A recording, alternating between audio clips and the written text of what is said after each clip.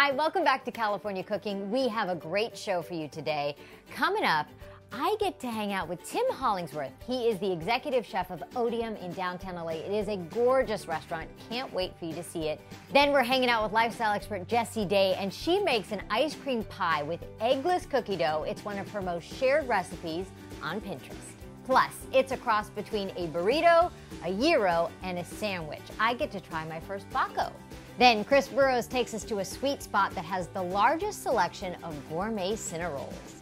First up, I get to cook with Chef Tim Hollingsworth. He's a big believer in the whole concept of farm to table, so much so that he has a garden on his rooftop at his beautiful restaurant Otium in downtown LA, and we take those herbs into the kitchen to make a pesto pasta.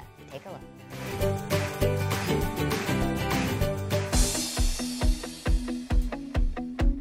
I think this could be one of the most peaceful spots in downtown Los Angeles. Standing next to Chef Hollingsworth, he's the guy behind Otium. And it's so amazing, good to see you, that we're right in the heart of downtown Los Angeles, the hustle and bustle, yet it's just, I don't know, zen up here. Yeah, it's nice. I mean, it's such an urban environment, so to be able to add greenery to that is something I think it's really special.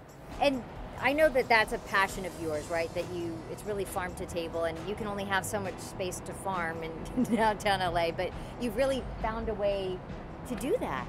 Yeah, I mean, these towers are unique in the sense that they grow upwards. So rather than having a large plot of land that you need, you know, these are about 27 different towers, and each house like 48 different plants. You're originally from Texas, grew up in Northern California though, moved here as a kid, and you started your career, I mean, is it the Holy Grail, the Mecca? What would you say French Laundry is for chefs? I mean, I think Thomas Keller is probably the most influential chef of our generation. And he has one of the most legendary restaurants of all time.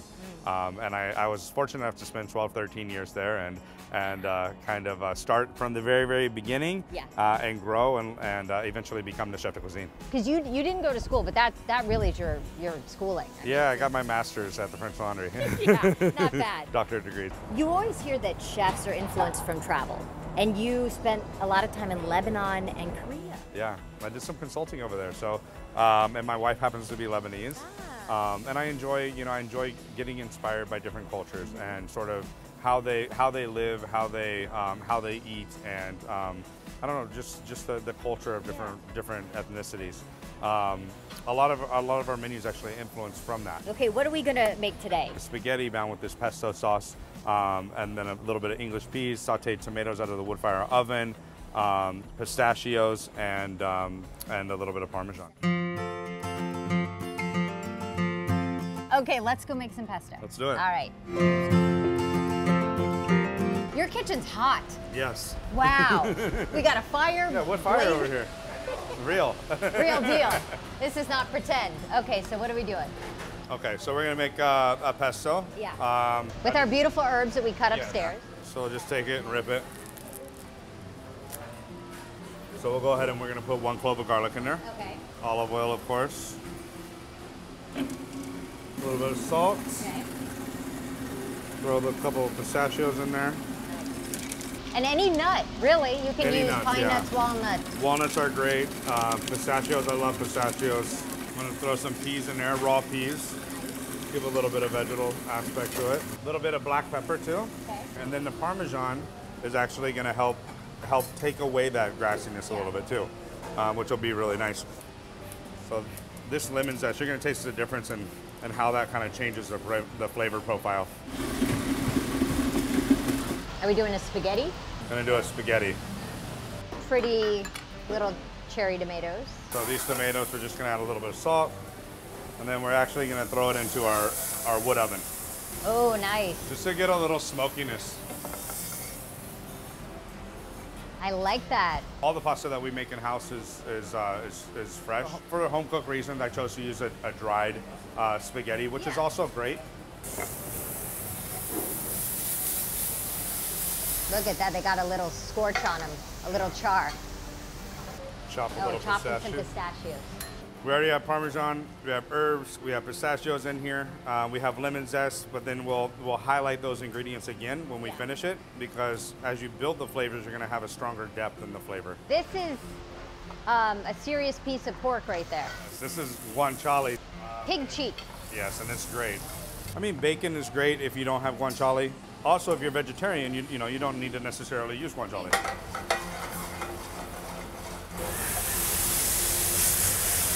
So get a nice coating of some pork fat. Yeah, exactly. Yeah. And you know, you can smell it. Yeah. And our beautiful pesto. Tossing it together there. Yeah. Evenly dispersing it, right? Just go ahead and put a little bit of pesto in the bottom. Okay. And we'll go ahead and we'll add our spaghetti. Some of the pork, blanched peas, the blistered tomatoes. Can't forget the pistachios. Last but not least, a little bit of Parmesan grated over the top of it. It's a masterpiece. How gorgeous. Should we taste? Yes, let's try it. Okay. Wait, I took too big. I got. Oh, all right. you're good.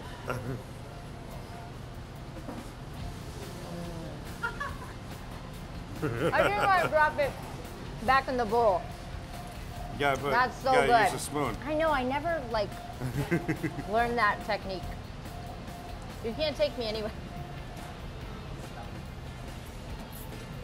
Are you pleased? I think it's good. I do.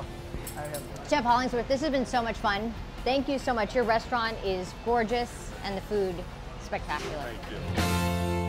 Oh my gosh, that was so fresh and delicious, but that's not all. Chef Hollingsworth has a really great recipe with cauliflower. If you go to ktla.com, he'll tell you how he makes it. He says it's so good, it tastes better than a steak. And you know what? It did. Coming up, it is a cross between a burrito, a gyro, and a sandwich. It is so delicious, I get to try my first Baco. Plus, Chris Burrous takes us to a spot that's making over 80 different types of cinnarolls. And then, does Levi like it? I make him a burrito bowl. We'll see what he thinks. But first, it got hundreds of thousands of shares on Pinterest. It's Jessie Daye's Eggless Cookie Dough Ice Cream Pie. That's coming up next.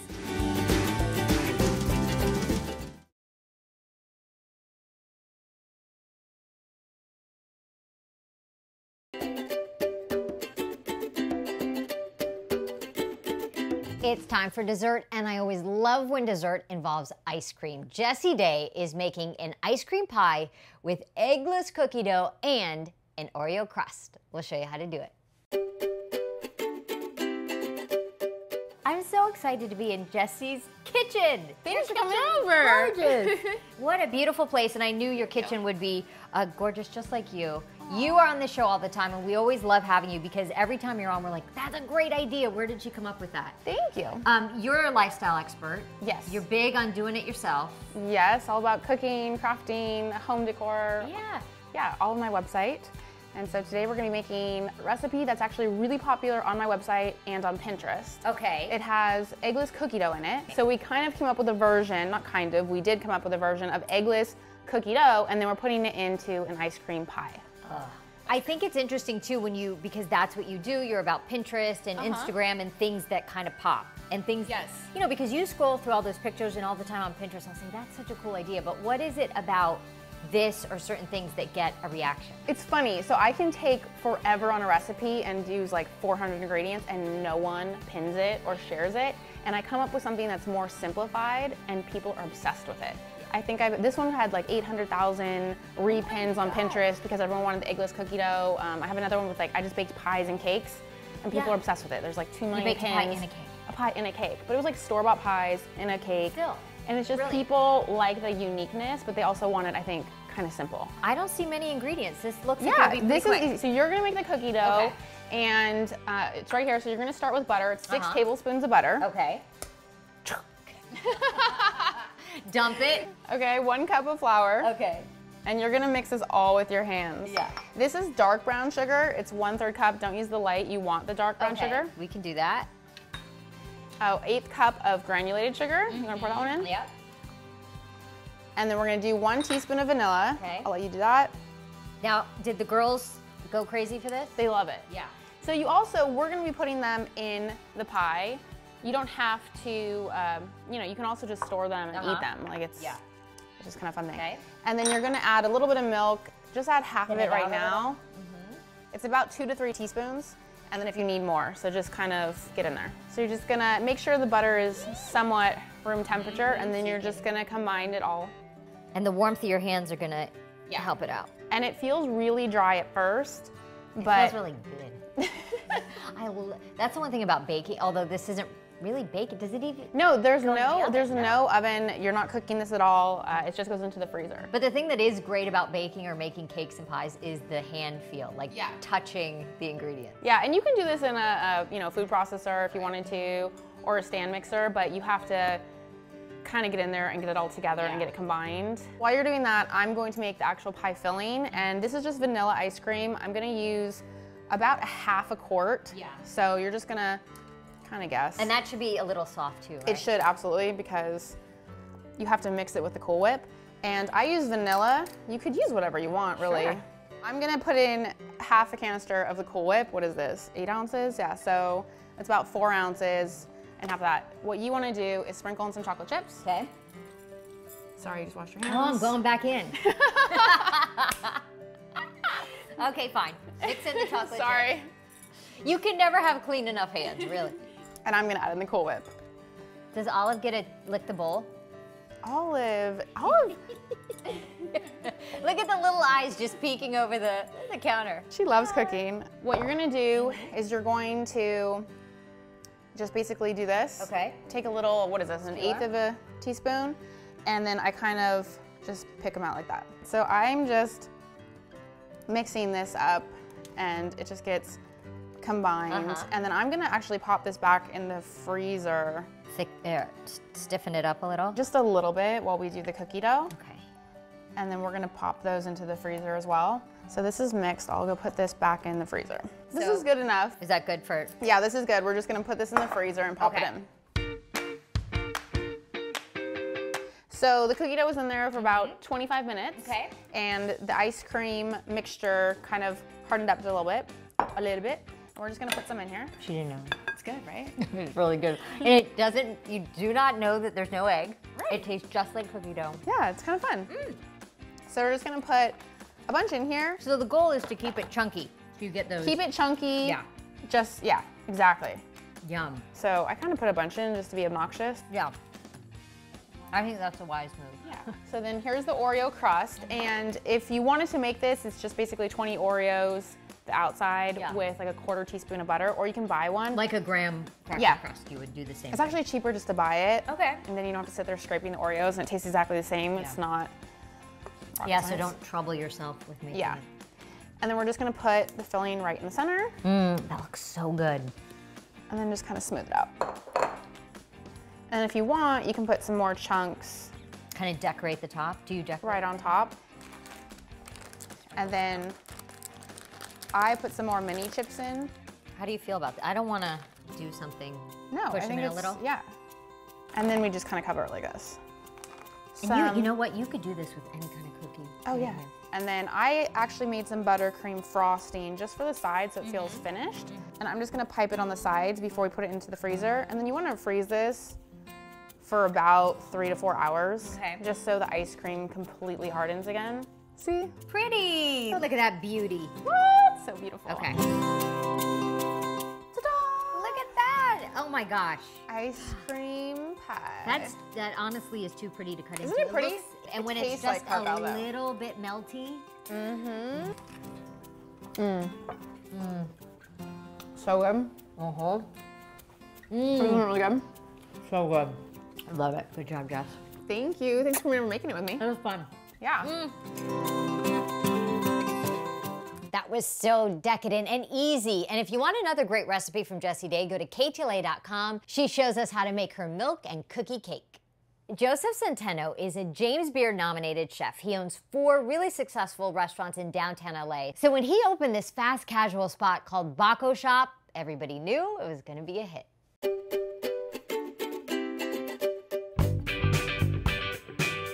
We're in Joseph Centeno's light-filled, sunny sandwich shop, I guess you could say, in Culver City. Hi, Chef. It's nice to meet you.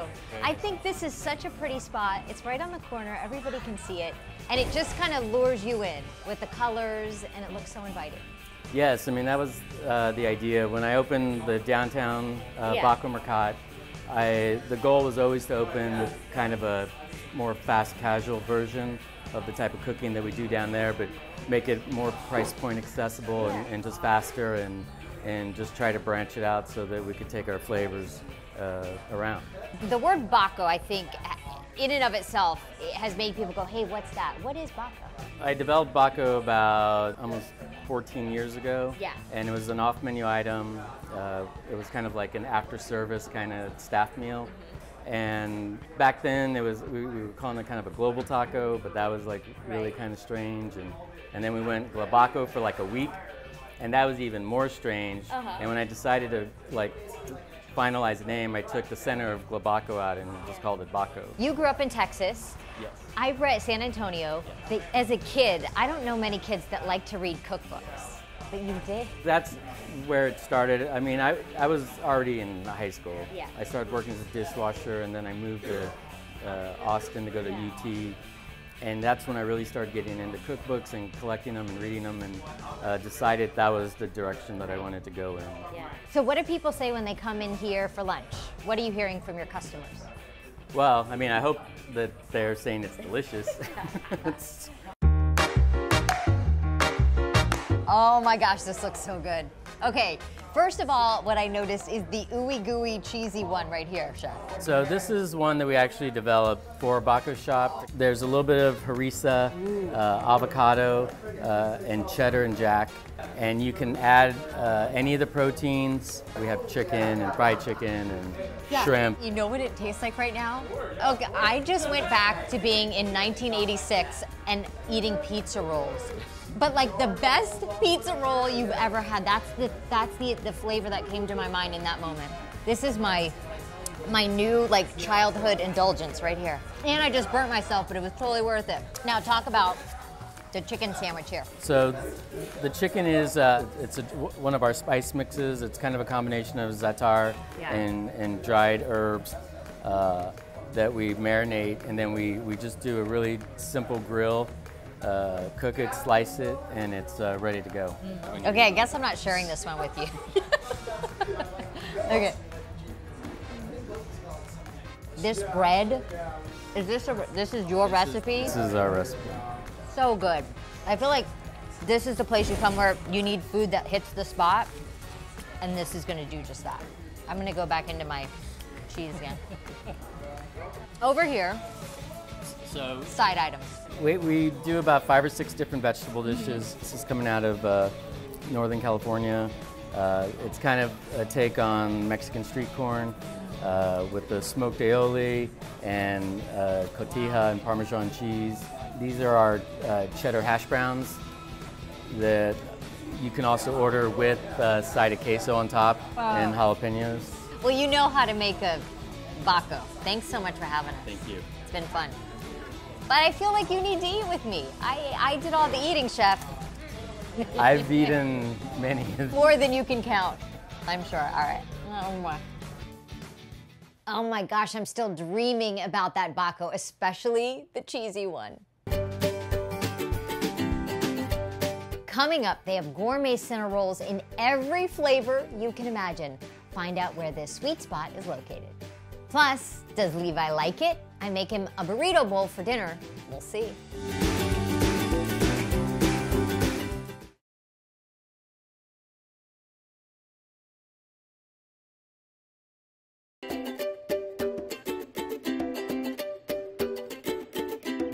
On to a place that knows a thing or two about making cinnamon rolls. Chris Burrous takes us to Sweet Dough.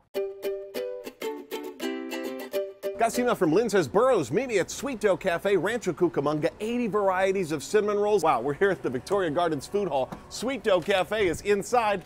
Let's go check it out. Lynn, hi, I'm Chris. Oh my God, how are you, Chris? Fantastic. Nice to meet you. Nice to meet you. Awesome to meet you. You've been telling me about this place for months. A couple months, about 20 emails later. Gourmet cinnamon rolls made from scratch. Yeah. And there's like 80 different flavors and counting. Welcome to Sweet Dough Cafe. What can I get for you? Lynn first, here you go. Hi, nephew. I think I'm gonna do my favorite. The peach cobbler. The peach cobbler. Yeah. All right, what can I get for you, Chris? Your breakfast, Sammy. Sounds good. That's amazing. I'm hungry. Everything on it? Yes. All right.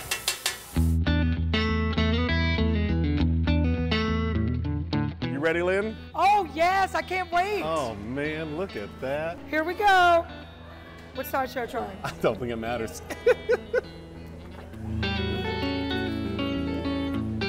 Napkin? So peach cobbler is a favorite of mine. This takes it to a different level. But the fact that we have the peaches and the cinnamon, it's just fabulous. Chicken sausage, cinnamon roll, maple syrup. You know, it's that sweet and savory thing. And then the Absolutely. cheese. I'm not sure it's gonna all go together. There he goes with that bite. That maple, that fried egg, that chicken sausage. Score. Our total for everything we ate today, $14. That is very fair for gourmet, fresh baked goodness. Lynn, thank you so much. And thank you, Chris. Tipping us off to this place. Thanks for watching Thank you. Channel 5. God all bless right? you. Oh, they all sounded so good. Personally, I would really love to try the breakfast one. Time for Levi Likes It. So I didn't have much time to put dinner on the table, about 10 minutes, and I thought, let me try a burrito bowl. But does Levi like it?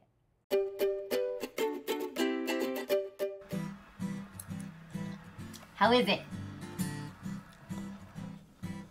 Good? Good. Do you like it? What is it? With beans. What is it? A fruit. It's a burrito bowl. You've got lettuce, grilled chicken, black beans, red pepper, cheese, sour cream, and carrots. It's like you went to Chipotle.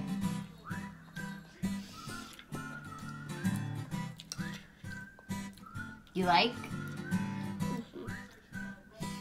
Oh, he liked it. It always warms my heart when he eats. All right, thanks for being with us. We'll see you next time. Oh my God! Is there food? Oh my God, it's stuck! What? What happened? I told the chef I have a lot of hairspray in my hair today. This is a dangerous place for me. I'm afraid to get burned. I'm gonna protect you. No.